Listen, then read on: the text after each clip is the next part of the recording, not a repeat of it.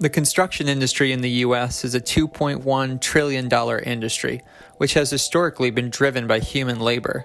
Though the COVID-19 pandemic sent the industry into a tailspin with people working from home, supply chain issues, and rising material costs, it's still one of the largest sectors of the U.S. economy.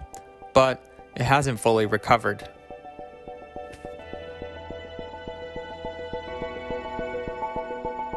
Supply chains aren't back to normal. Labor is still absolutely constrained, but contractors know this, and when they're going in to bid into new projects, that's ultimately calculated into their bid. And it's these costs that have construction firms looking for new ways to evolve.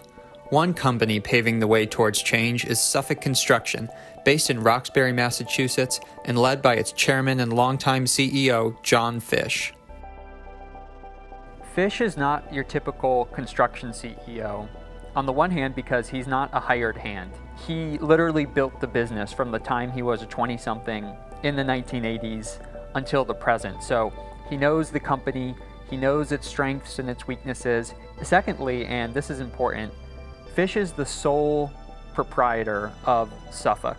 Suffolk is a $6 billion annual revenues company, and Fish is the one who makes every key decision in the business. He's really geared the business toward embracing disruptive technologies, venture capital investments, and embracing that sort of thought leadership position in how the built world is changing from technology.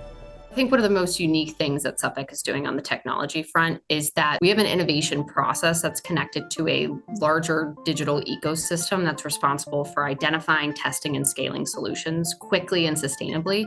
And so we always have our eye towards cutting-edge startups. Since 2019, Suffolk has invested over $50 million across over 50 different construction tech startups. Some are utilizing artificial intelligence, others are building robots to work on construction sites, others are in 3D printing, and some are more conventional software plays for subcontractors and other construction firms.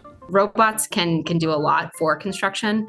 We have robots that are doers, they install work. We have robots that are collecting data and information. We have robots that are bringing data and information to the field, a task that a human would typically be doing, going out in the field, taking pictures or scanning, can now be done with a robotic dog. 3D printing, some of these other applications have been out there for a while.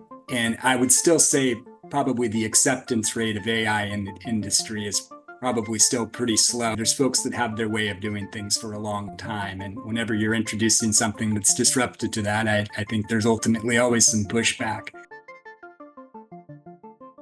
Fish says that, by embracing these technologies, yes, you're going to have to spend more money now, but in the long run, you're going to be saving money because you're going to be using less human labor.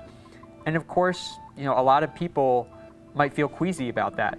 Do we want to radically change the way that buildings are constructed using less humans and more machines, especially when the construction industry has figured so prominently as a driver of economic growth? Technology and artificial intelligence and robotics are augmenting our workforce. They're not replacing our workforce. They're making our workforce more efficient.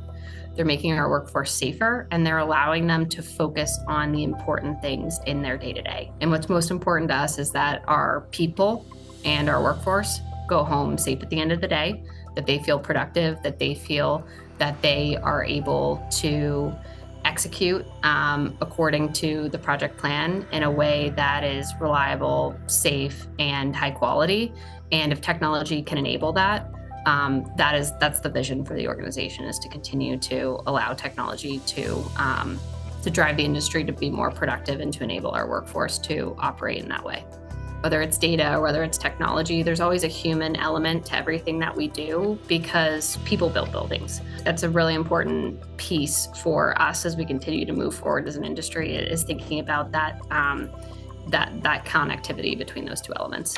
Fish says it has to be done, that efficiencies have to improve if we're going to continue to develop commercial real estate, if we're going to replace the crumbling infrastructure that this country is beset by. And I think it's going to be a lingering area of debate, especially as these technologies get introduced more and more.